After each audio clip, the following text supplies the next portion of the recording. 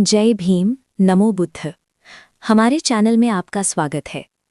आज से हम बोधिसत्व तथागत गौतम बुद्ध के महाभिनिष्क्रमण के बारे में संक्षेप में जानेंगे। आइए हमारे वीडियो के माध्यम से सीखते हैं।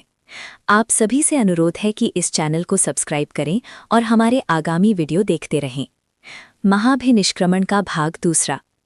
एक दिन जब सिद्धार्थ बगीचे में टहल रहे थे तो रास्ते में उन्हें एक बीमार आदमी मिला। उसे देखकर सिद्धार्थ ने सारथी से पूछा, ये आदमी कौन है? ये बूढ़ा तो है, पर इसके बाल सफ़ेद नहीं हुए हैं और ना ही इसके दांत गिरे हैं, लेकिन ये उस बूढ़े आदमी से भी ज़्यादा कमज़ोर है। अमीरजादे के बेटे, बीमारी का यही हाल होता है। आज हम खुद को ताकतवर समझते हैं, लेकिन असल में हमें कभी पता नहीं चलता कि कब बीमारी हमारी ताकत छीन लेगी। 2 दिन पहले ये आदमी ताकतवर था, लेकिन देखो आज बीमारी ने उसका क्या हाल कर दिया है। इंसान की ताकत कितनी नश्वर होती है। बोधिसत्व ने भिक्षु से कहा, ठीक है, मेरा रथ यहाँ से वापस ले चलो।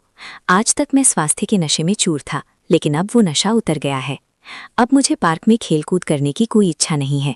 सिद्धार्थ के आदेशानुसार चन्ना ने रथ को वहां से वापस मोड़ दिया, लेकिन जब राजा को स्थिति का पता चला तो उनका मन अत्यंत विचलित हो गया। कुछ दिनों बाद सिद्धार्थ फिर से यात्रा पर निकल पड़े। तभी उन्हें रास्ते में एक शब्द दिखाई दिया।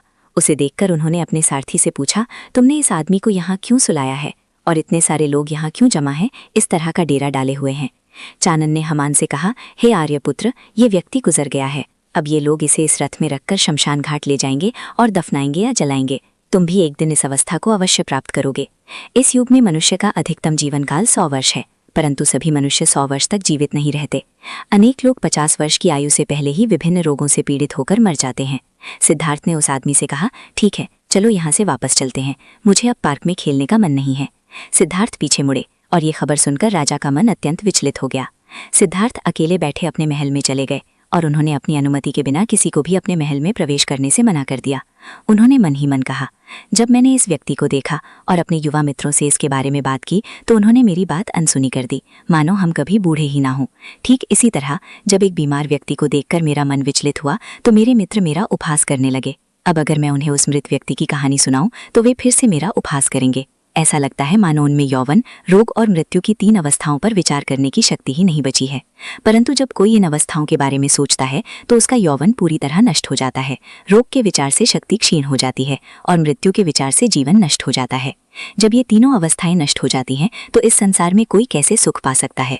धनी लोग सूखे तालाब में प्यास से तड़पती मछलियों के समान हैं, परंतु इन्हीं 3 वासनाओं के कारण वे आपस में लड़ रहे हैं। वे एक दूसरे से ईर्ष्या कर रहे हैं, वे एक दूसरे का विरोध कर रहे हैं। लेकिन चूंकि मेरी ये चाहत नष्ट हो चुकी है, इसलिए मैं इस संघर्षपूर्ण दुनिया में जीने के योग्य नहीं रहा। मुझे दुनिया से डर लगता है।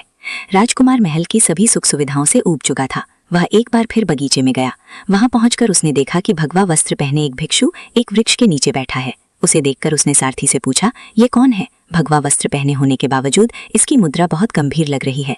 चानन ने पुत्र से कहा, आर्यपुत्र, इसे श्रमण या भिक्षु कहते हैं। इसने संसार का त्याग कर दिया है, इसीलिए तुम्हारे और मेरे विपरीत ये सांसारिक कष्टों से अक्सर परेशान नहीं होता, इसीलिए इसका चेहरा शांत दिखाई देता है।